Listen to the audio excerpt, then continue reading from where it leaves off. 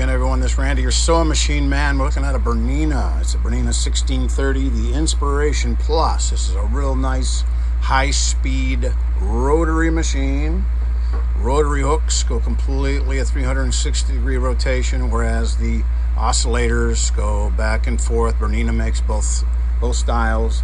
The 830 to 930, they're oscillating hooks. This is a full rotary hook. Goes like this, counterclockwise.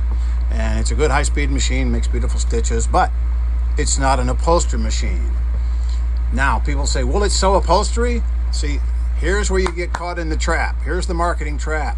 And people ask me this question online repeatedly. I would say 1,000,000 times, but that would be an exaggeration. 500,000 times a day. They ask me, will it sew leather? Yes, it'll sew leather. Is it a leather machine? No, it's not. Do you see the difference? Will it sew denim? Sure, it'll sew denim. Is it made for sewing denim? Nope, it's not. It'll knock the timing off.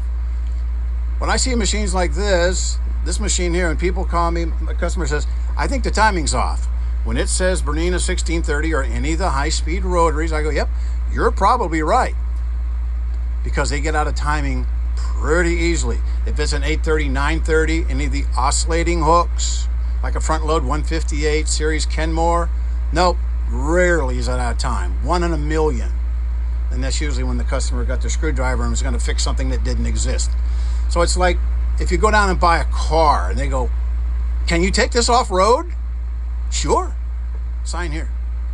Is this an off-road vehicle? Oh no. Not even close. Look through all the brochures. Look for it says this is an off-road vehicle. I sold a good friend of mine, a good family member friend of mine, a real nice F-150 pickup truck for his son because I had taken care of it meticulously for a couple years. Had a lot of miles on it, but nothing to be afraid of. Serviced meticulously. And he had it about a week, and all of a sudden he says the transmission's bad, and the driver's side window won't let up, and come to find out his son had taken it off-roading. A 2-wheel drive, regular F-150 XL, you know. You can take it off-road, but you'll trash it. You'll destroy it. It's not an off-road machine. Same with these. Not an upholstery machine, but it will sew upholstery until it breaks. Now, I've already serviced this, and of course it's ready to go back as soon as I make a couple little modifications. I left a couple things to show to you. I set the timing on it, and I'm going to show you real quick how that's done. Not really in particular, because a lot of you folks have no business even thinking about setting the timing on this machine.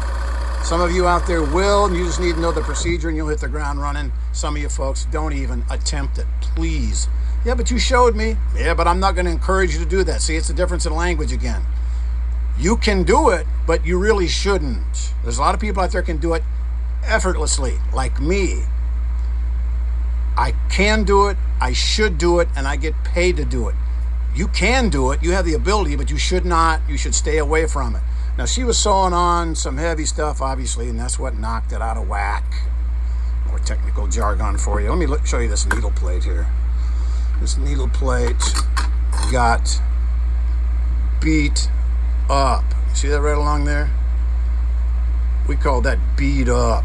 She was sewing on that and just beat the living daylights out of it. That's how I know it was sewing on something really too heavy. This is a real hard needle plate. They are almost indestructible.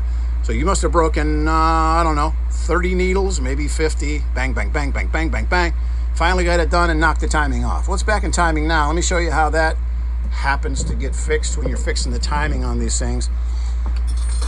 These set screws don't rotate on the shaft like a lot of machines. What'll happen is these machines that have the rubber drive belts, rubber drive belts.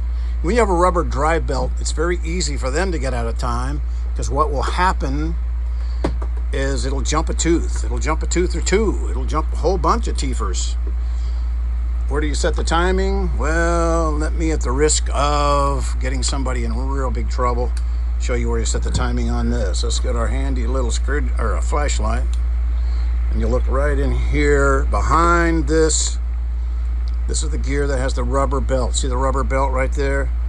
Let me zoom in so you can see what I'm talking about here. Boom, rubber belt. See that rubber belt right there? That's what drives your hook. and it goes around this wheel, which is driven off the main shaft over here. See that set screw? There's one there, and there's one right there. 2 set screws. You loosen those, you rotate the hook around until it's just like on a drop-in bobbin, not like a front load oscillator. A front load oscillator, I showed you like on 58, those are set with the needle rising on the right side and hook coming in above the eye. This is set just like a drop-in bobbin, top load, with the needle rising on the left side at its most leftward position, and the hook comes in right above the eye of the needle. And I'll show you this. This is what the point of the hook is going to look like. Should have a point on it here. Let's see, where do I put the hook, point of this hook? Right there is the point of the hook. See, in all these machines, it rotates around. Get a little focus, maybe that would be good, perhaps. Get the light on. It rotates, you know, and it catches the needle on the left side and the right side. It rotates around. Now, if you have your needle, the eye of the needle, right here. Let's come in and get a little background here. Maybe we can see what the heck's going on. Perhaps. See the eye of your needle? That hook is going to come in right above the eye of the needle. Just a millimeter or so. The other day I told somebody a centimeter and that was really wrong. Oops. Millimeter. See, that hook's going to come in right there. See where the scarf is? The point of that hook as it rises on the left-hand side. So you'd go to here and you set it on a zigzag, put it on its widest zigzag, turn the hand wheel till the needle swings to its left-hand side. As it rises, the point of the hook is going to come in right, it'll be like this actually, right above the eye of the needle, right there. That's where the hook's going to come in on the left-hand side. See, when you're zigzagging, it swings this way and that way. So when you're setting the timing on a full rotary, the same as the Singer 20U or any of the full rotaries, as it rises on the left-hand side, the point of the hook, as this needle rises, is going to come in right above the eye, just about right there. Then you set your set screws, and you try it, and if it works, you really tighten down your set screws, and you get to sewing. So this came in with what kind of thread on it? I don't even know if she was aware. Maybe she was. And tiny little print there, you can barely see it. Upholstery. Oh my word, upholstery thread. Upholstery thread works on an upholstery machine. See how humongous and thick that is? And of course there was a whole bunch of it. I had to unpeel it, wrapped around the hook assembly. Because when it starts going south, it goes south in a big way. Here's a regular sewing machine thread. Regular all-purpose dual duty, I would say. And then there's upholstery thread. One's like an El Ropo compared to a thread. This stuff here has probably put a couple of my daughters through college, bought me a couple of nice new cars. I tell people, you can't use upholstery thread on anything except upholstery machines. Well, successfully, I might add. Let's get into the language thing. You can use it, but you're going to get a sewing lesson. That lesson's going to cost you about $100. Don't use upholstery thread on a household machine. Use upholstery thread on an upholstery machine. Now you can use it on the bottom. See that the stitch is balanced perfectly on here, but here's what we do if we throw upholstery thread on there. So it'll pull the top down. You can use it on the bottom because it doesn't have to slide through any thread gaps. We always talk about thread gaps on the sewing machine. Every machine has a thread gap, and that's where the thread slides around the position bracket that goes in this little notch right here. It has to slide through there every stitch, and it's a high-speed operation.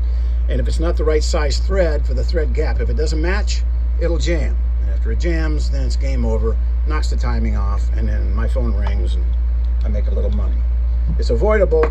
Don't use upholstery thread, made up a new word, upholstery thread on a household machine.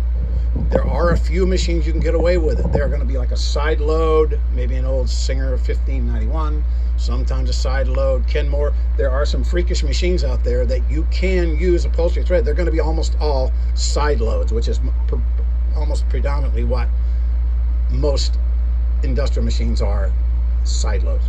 So don't use upholstery thread, use all-purpose, dual duty, thread it properly, use the right needle. I'm going to get my file, my file, and I'm going to file off all this gnarly, nasty stuff right here, put it back together, oil it all up, and get it back to this young lady and tell her to watch this video. And, you know, sometimes you don't know when you try, sometimes you do know and you still try, just trying to get away with it. But at any rate, the machine's going to be fine. It's going to be able to sew shirts and jammies and blouses and pillowcases for the duration, and not a bad little machine.